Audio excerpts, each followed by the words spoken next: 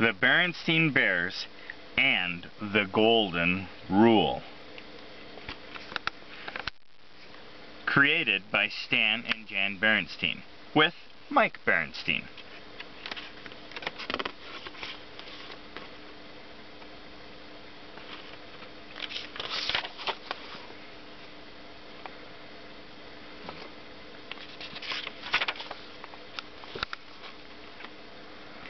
When Sister Bear received a beautiful golden locket for her birthday, she was surprised and pleased.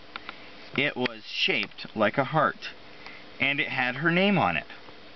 "Happy birthday, dear," said Mama and Papa Bear, giving her a big hug. Sister tried the locket on and looked at herself in the mirror. "I love it," she said. "I'm going to wear it all the time." "It opens up," said Papa. "Look!" He showed her the little golden clasp that you pressed to pop open the locket. "Neat," said Sister.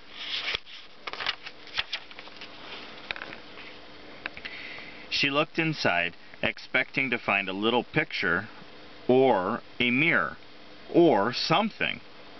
But all that she could see inside the locket were a few simple words. "Do to others what you would have them do to you." Sister was puzzled. The words seemed familiar, but she wasn't sure why. "What's this?" she asked. "It's the Golden Rule," explained Mama. "What's that?" Sister wondered. Mama's eyes widened. "The Golden Rule is one of the most important rules there is," she explained. "That's why we have always had it hanging up on the wall of our living room." She pointed to the framed sample above their mantel. Sister gazed up at it in amazement. She had seen that sample every day of her life. No wonder the words seemed familiar. "Oh," she said, a little embarrassed.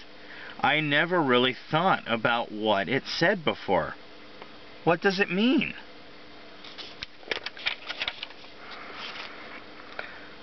"The Golden Rule," Papa explained, "tells you to treat other people the way you want to be treated yourself." "Why is it inside my locket?" she wondered. "It's a golden rule inside a golden locket for a little golden princess," said Papa, giving her a big kiss.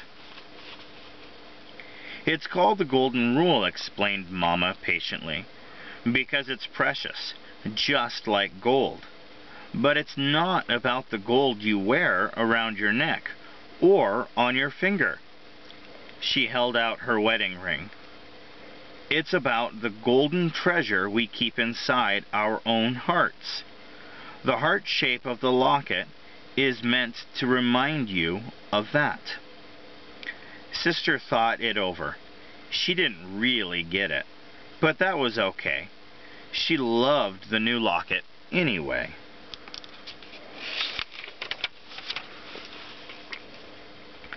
The next day before school, Sister showed her off the new treasure to her friends Lizzie, Millie, Anna, and Linda. They oohed and awed over it in a very satisfying way. "What's all the fuss about?" asked a voice. It was Queenie McBear and her gang. Queenie was older than Sister and a little snooty. When Queenie first came to the neighborhood, she and Sister did not get along at all. Queenie made fun of her and got Sister's friends to join in.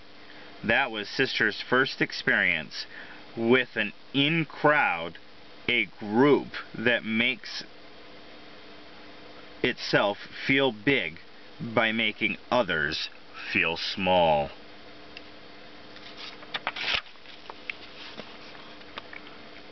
"Oh, hi, Queenie," said Sister. I was just showing the kids my new locket."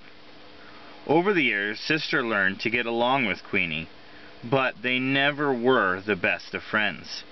"Let's see," said Queenie. She looked the locket over. She was not impressed. She herself wore a big hooped earrings and lots of beads and chains. "Cute," was all she said as she walked away with her friends. Queenie still had her own in-crowd. They were a group of older girls who liked hanging out together and acting cool. Mostly, they spent their time painting their nails and giggling about boys. That was okay with Sister. She had her own group of friends to hang out with. But it never occurred to her that this might be any kind of problem until the new girl came to school.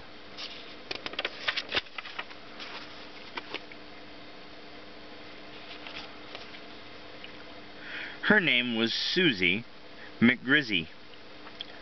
It seemed like a funny sort of name. For one thing, it had a lot of zzz in it. The new girl herself seemed a little funny, too. Her clothes weren't exactly cool, and she wore her hair up in pigtails, which was definitely not the standard Bear Country school style. Besides, she had thick glasses and braces. Not the cool kind with lots of different colors like Millie wore, just the plain old braces. On her first day, of course, the new girl didn't know anyone at all. At recess, Sister noticed her standing off by herself in a corner of the playground. She looked sort of sad and lonely. Sister was thinking about going over and introducing herself when Lizzie and Anna came up.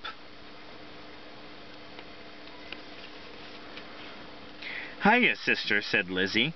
"We're getting together a game of hopscotch. Millie and Linda are over there. Come on." Sister began to follow them, but she paused and glanced back to where the new girl was standing all by herself. The new girl looked lonelier than ever. "Wait a minute," said Sister. "What about that new girl? What's her name? The one over there. Maybe we should invite her to join in. She looked pretty lost and lonely."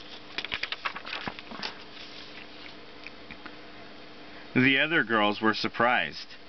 "Susie Woozy Face?" said Lizzie doubtfully.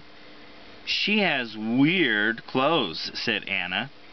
"And those corny pigtails," said Lizzie. "Not to mention those clunky glasses and braces," added Anna. "Well," said Sister, discouraged, I just thought—" "Oh, don't worry about old Susie McWoozy," said Lizzie, taking Sister's arm. "She'll be fine. She'll find some other cubs to play with, cubs more her type. Come on." Sister allowed herself to be led away to the hopscotch game.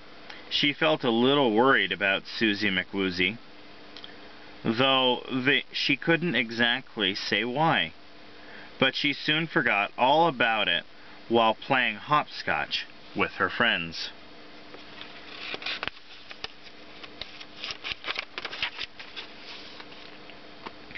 Later, when school let out, Sister got in line for her school bus. She noticed that the new girl was standing right in front of her. She was going to say hi, but then Lizzie came up behind her, and they started to talk. They went on talking as they got on to the bus. Susie McGrizzy sat right behind them. Sister and Lizzie went right on talking together. Sister played with her new locket as they talked, twirling it around and around in the air. When the bus came to a stop, Sister gathered up her things to get off. But she felt a soft tug at her arm. It was Susie McGrusey. She was holding something out to Sister.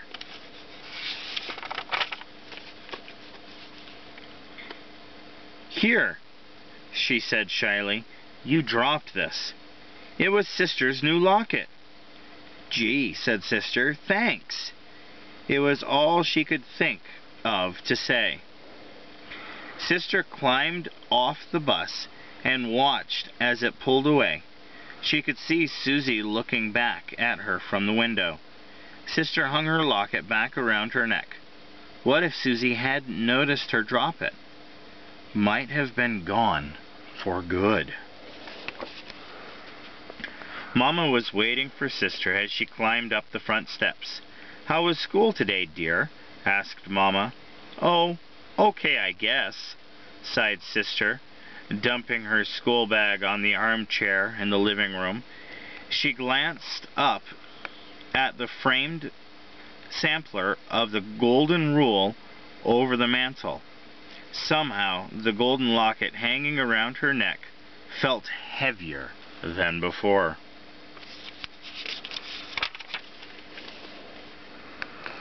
That evening at dinner, Sister was unusually thoughtful. She picked at her lima beans and stared off into space. "A penny for your thoughts," said Papa, as he fed Honey Bear. Huh?" said Sister, looking up. "Oh, I was just thinking about that golden rule inside my locket," she explained. "I don't really get it. What's it supposed to mean?" "Well," began Mama, "let me give you an example. Do you remember that trouble you had when Queenie first moved to town?" Sister perked up and paid attention. She remembered it all too well. "Do you remember how Queenie started an in crowd but kept you out and made fun of your clothes and hair bow?" Mama asked. "Do you remember how badly you felt?" Boy, did she ever. Sister started to feel hurt just thinking about it. Her lower lip began to quiver, and a tear came to her eye. "All the Golden Rule is saying," Papa continued, "is that you shouldn't turn around and do that same sort of thing to someone else." He paused to scrape some mashed potatoes off Honey's chin. "You should always treat other people the way you would like to be treated yourself."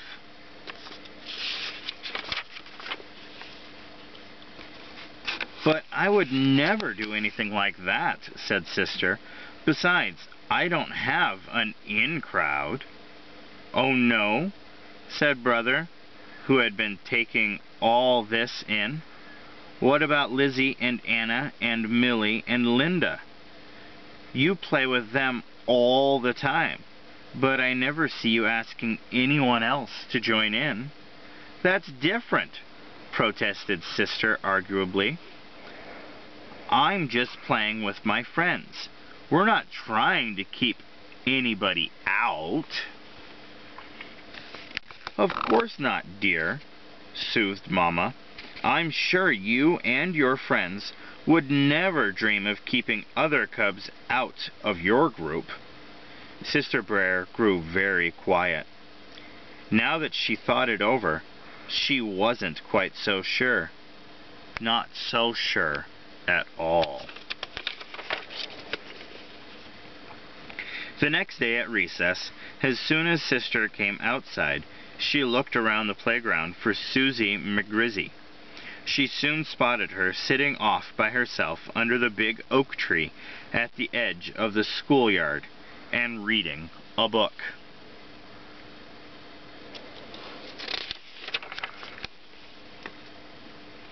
Sister marched right up to her. "Hello, Susie," she said brightly.